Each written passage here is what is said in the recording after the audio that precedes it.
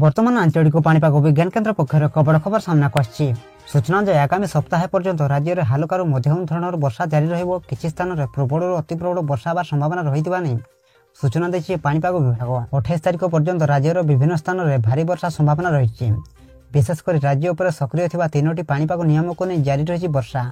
यह पूर्व मध्य प्रदेश और छत्तीसगढ़ पाखापाखि एक घूर्णिबड़ सृष्टि होइछि।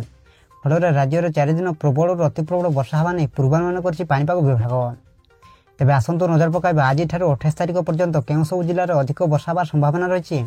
यह सहित ओडिशा प्रति केते मात्रा विपद रही से नहीं संपूर्ण अपडेट जानिबा। किंतु ता पूर्व वीडियो को गोटे लाइक करंतु और चैनल को सब्सक्राइब करी पाखरे थिबा बेल आइकन को प्रेस करी ऑल नोटिफिकेशन को ऑन कर रखंतु, जहाद्वारा प्रत्येक दिन पाणीपाग संबंधी सठिक सूचना आपण माने सर्वप्रथम आम चैनल माध्यम पाई परिबे। सूचना जे आसंता 24 घंटा मध्य हालुकारू मध्यम धरणर वर्षा सह प्रबल अति प्रबल वर्षा होबार संभावना रही। अति प्रबल वर्षा पाई मालकानगिरी, कोरापुट, रायगड़ा, नवरंगपुर और नुआपड़ा जिले में येलो वार्निंग जारी करछि पाणीपाग विभाग। सेहीपरि प्रबल वर्षा पाई अनुगुल, कलाहांडी, कंधमाल, बलांगीर, बौद्ध, सोनपुर, ढेंकानाल, संबलपुर, बरगड़, कटक, नयागढ़, देवगढ़ और झारसुगुड़ा पाई येलो वार्निंग जारी होइछि।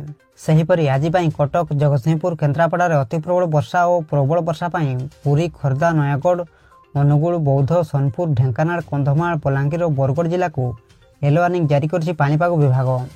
एणु घर बाहर को जाउथिले सतर्क रहिबाकू कहिछि पाणीपाग विभाग। सेपटे राज्य में 1 जून रु वर्तमान सुधा 416.8 मिलीमीटर वर्षा होइतबा बेले एबे भी 12% नियंटिया वर्षा रेकर्ड होइछि। 12टी जिले में नियंटिया वर्षा सह 14टी जिले में स्वाभाविक वर्षा होइतबा बेले 4टी जिला यथा मालकानगिरी, कोरापुट, नवरंगपुर और बौद्ध जिले में स्वाभाविक ठारू अधिक वर्षा रेकर्ड करा जायछि। गत 24 घंटा मध्य बरगड़ झारबंधर सर्वाधिक 200.2 मिलीमीटर वर्षा रेकर्ड करा जायछि। यह सहित पाकमाल 168 मिलीमीटर वर्षा रेकर्ड करा जायछि। यह छड़ा अन्य 12 अंचल में प्रबल वर्षा रेकर्ड करिछि पाणीपाग विभाग।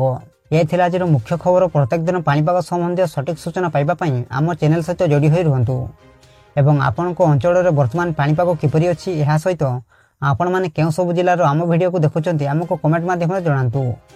ब्यूरो रिपोर्ट, जागरण टीवी।